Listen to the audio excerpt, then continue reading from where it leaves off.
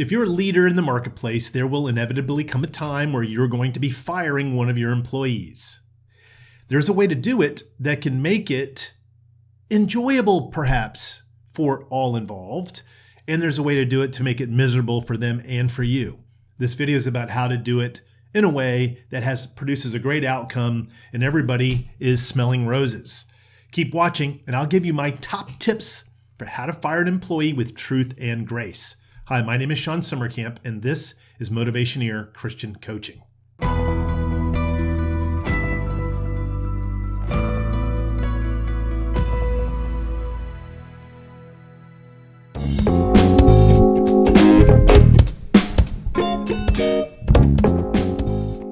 Okay, these tips are not in any specific order and I might bounce around a little bit and lose my place, but I do my best to kind of keep it simple. Tip number one, you've heard this before, I'm sure. When we set up that meeting to release them, we want to keep it to 5-7 minutes maximum. Sometimes because especially as Christians, we care about the employee. So we think it's right to explain ourselves and set a half-hour meeting to let them kind of talk about their emotions and feelings. That's really not fair to them. What we do is give them a false sense of hope. If we haven't made up our mind yet, don't have the meeting. Don't, make it a meeting for them to talk you out of it. Only set up the meeting once you know for sure I'm releasing this person, they're not working out, and keep it to 5 to 7 minutes. They're going to ultimately respect you for it in the long run. Tip number two, this is not going to ever be a surprise to them. Just like our annual review, when you are telling someone, hey, you didn't do great this year, I can't give you a big raise, or I can't give you any raise. You don't want that to surprise them, and you don't want them being released to surprise them. Yes, there is a situation when companies do layoffs of a group or a department. You can't really not surprise them then. But if you're releasing them because of their performance, you want to be letting them know along the way that they are not performing like the rest of the team.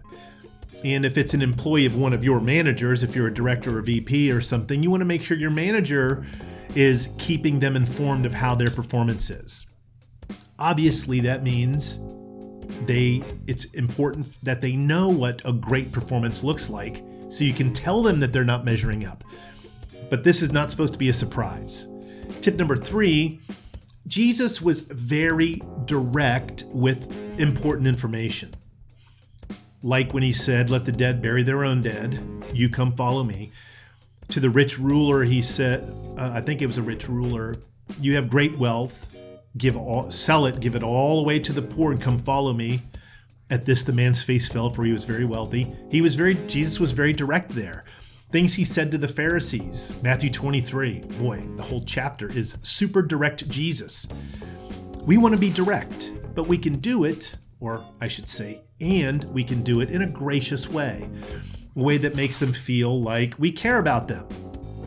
I say do it something along the lines of, hey, listen, your performance hasn't been really great for the last 6 months or so.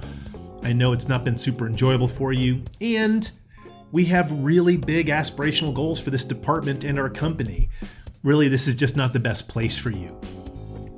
That is a great way to inform them and then kind of cut the meeting off. I've got one more thing to add there, which I will in the next little tip, but that is a way of being truthful and gracious. We're not demonstrating that we're doubting ourselves, because the truth is they're not working out. And we're being gracious by saying, look, this isn't really the best place for you. That's a gracious thing to say. Let's let them know it. Tip number four, this is something I do. You might balk at this, I understand. I am a big fan of helping them find something else outside the company. I do that. I always do it. Now, as a little sub part of this tip, we don't want to hand them off to another department in our company that requires the same level of skill and expertise. It's not fair to our company, to that other manager. We're pawning them off. Now, if there's another department that has a lower skill set, which would mean lower pay, let them go there, vouch for them, just kind of help them make that transition interdepartmentally. But I am a fan of helping them find something outside. I'm a connector like that. Not everybody does that. I enjoy it very much. I have a very large LinkedIn network. and I care about and believe in employees.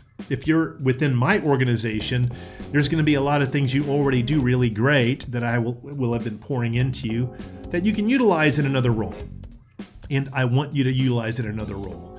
Ultimately, the firing process can be something that's enjoyable because we believe in John 8:31 and 32, the truth will set you free. If someone's in a role that's not great for them, they're not enjoying it. That means they're not really embracing the truth. Probably not brave enough to go leave on their own. We get to help them by helping them transition. Sometimes, most amicably, I like to give them 2 weeks to kind of get stuff together. If they're an employee that's been really disruptive in the company, yeah, you want to escort them out. Just go, hey, look, in those cases, now that I think about it, that might be a little surprise to them. Hopefully not, because it's not just a one-time thing where they're disrupting somebody, disrupting the department, let's say. But I do give them extra time. Hey, take a couple of weeks, take a month.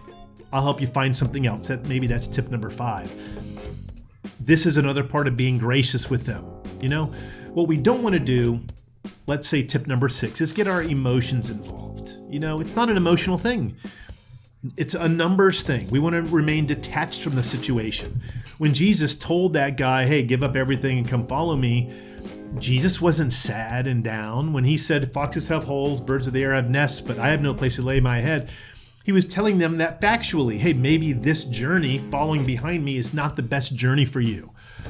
We do know Mary, Martha, and Lazarus did not follow behind Jesus. They stayed in Bethany, but they were his disciples. He refers to them as such. Okay, this is the way to do it, in my opinion. It's not the only way. Do some more research. Google, what are some great tips for firing somebody? If you have used some tips that have worked very well for you, I'd love to hear about them in the comments. Please share them. And if you use some of these and find success, please also share that as well. Thanks for watching. Please like and subscribe for 2 new videos each week. Tell me in the comments below about your career situation, and I'll make a video for you with a shout out. You can also become a member at Motivationeer.com. Your career is not just a way to make a living, it's a way to transform the world.